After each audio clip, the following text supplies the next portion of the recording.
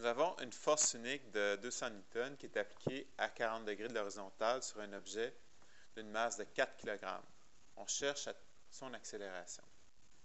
Donc ici, un piège. Tout simplement, il y en a plusieurs qui ne penseront pas à vérifier la force appliquée en Y par rapport à la force gravitationnelle.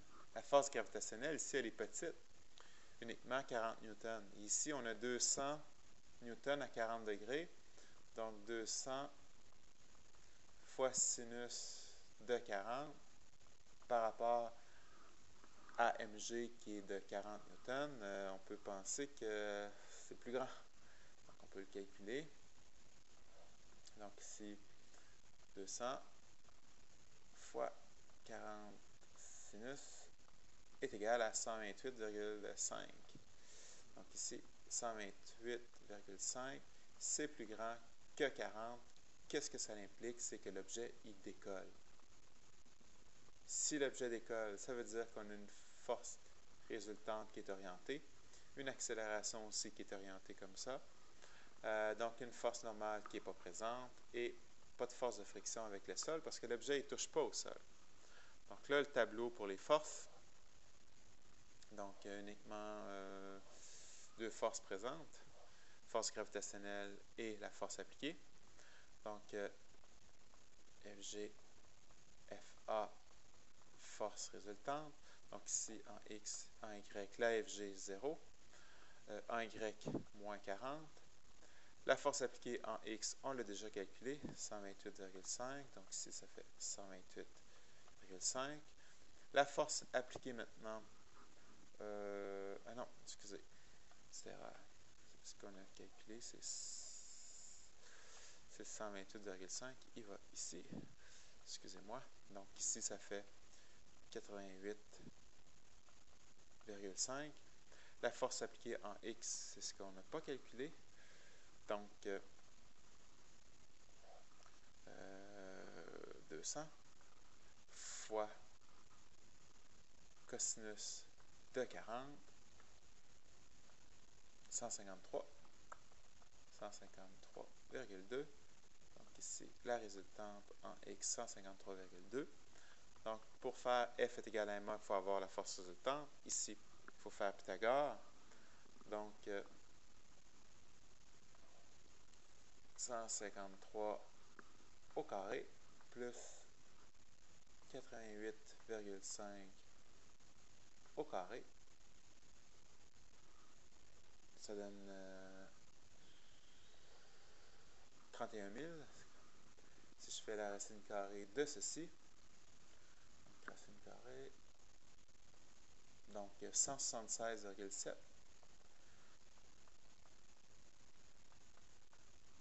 Ça, c'est égal à la masse fois l'accélération, donc une masse de 4. Donc 176 divisé par 4, à peu près 44, il me semble que ça a du sens. 44 mètres par seconde carrée. Bonne réponse. Donc, 17 maintenant. Sur un plan incliné, qu'est-ce que nous avons? Nous avons un chariot de 10 kg, une force de friction de 5 aussi à cet endroit-là, et on veut savoir la masse minimale suspendue pour que le système demeure à l'équilibre. Donc, OK, parfait. Donc, ouais. Ici, on essaie de le résoudre.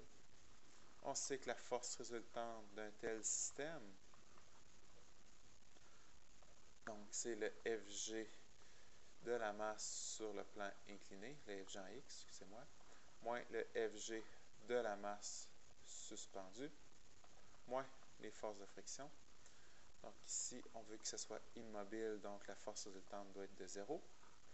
Donc ici, le FG en X de la masse sur le plan incliné, donc on a 10, fois 10, ça fait 100, fois sin de 30, parce qu'en X, pour un plan incliné, c'est sinus, donc on obtient 50. Force de friction, 5. Donc, qu'est-ce qu'on doit mettre ici pour que ça fonctionne?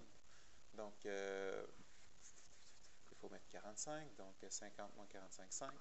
La valeur absolue 5 moins 5, ça donne 0. Donc, on aurait pu aussi mettre 55 puisque c'est une valeur absolue, mais là, ici, on cherche le minimum, donc c'est sûr que c'est 45.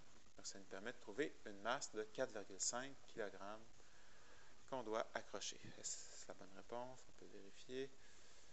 4,5 kg. Envoyez. Bien sûr, bonne réponse. 19. Sur un plan incliné, on a un chariot et on a une masse suspendue. On cherche la masse suspendue pour que celle-ci accélère vers le haut à un taux de 3 mètres par seconde carré. Donc, c'est quoi la masse qui doit être ici pour que ça accélère 3 comme ça, puis lui descendre comme ça. Parfait. Donc, on a 30 ici, donc on a 60 ici. Oh, problème assez difficile quand même. Donc, si on regarde la force résultante d'un tel système, ouais. Donc, c'est le FG en X de la masse sur le plan incliné, mais les deux sont sur un plan incliné, donc on va parler de la masse 1, excusez-moi, moins le FG en X de la masse deuxième plan incliné, masse 2, moins les forces de friction. On ne parle pas de friction ici, donc on va les négliger. On peut l'écrire quand même, on peut écrire c'est 0. Et ici, qu'est-ce que ça doit donner? Force résultante du système doit donner masse fois l'accélération du système.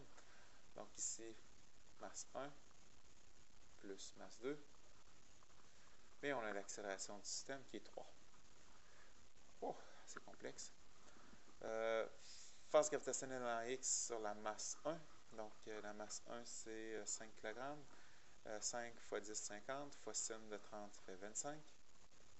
Moins ici, masse 2 qui est l'inconnu, fois 10, fois sinus de 60, parce que l'autre angle, c'est 60 degrés, moins 0, donc, pas facile. Donc, ici, je vais peut-être plus le changer. La masse 1, c'est 5.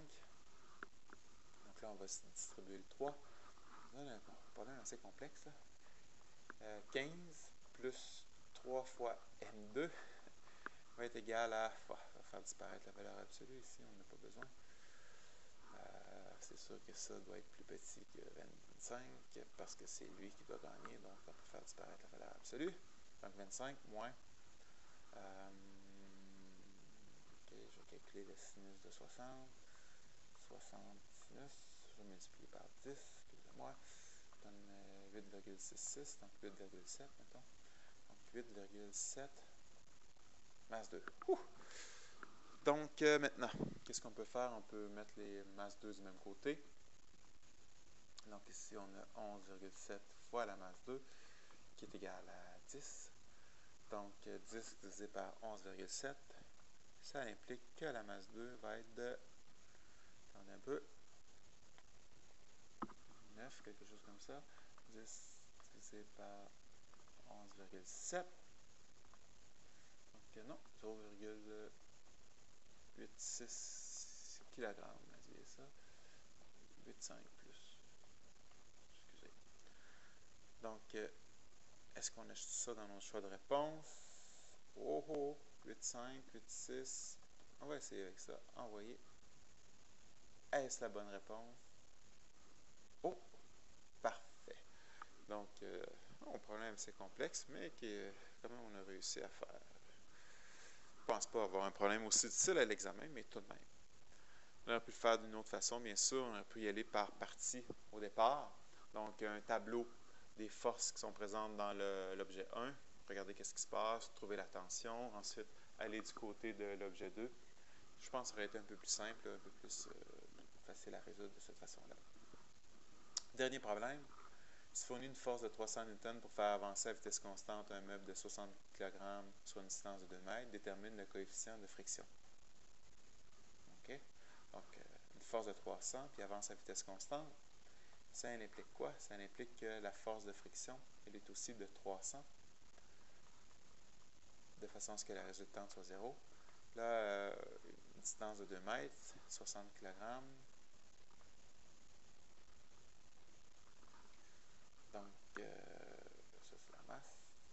delta F 2 mètres, je ne vois pas à quoi ça peut servir, franchement. Parce qu'on sait qu'on cherche le coefficient, donc force de friction est égale à coefficient fois force normale. Il faut faire attention, une formule que je ne donne pas à l'examen. Donc ici, 300. Force normale, ben, tout simplement 600. C'est quoi le coefficient? Donc, coefficient 0,5. Est-ce qu'on a ça? 0,5 ici. Envoyé. Bonne réponse. Donc, les 5 derniers étaient plus difficiles, mais on les a quand même tous réussis. Ben, je les ai tous réussis. Mais je pense que c'est à la portée de tout le monde. Bonne chance à tous.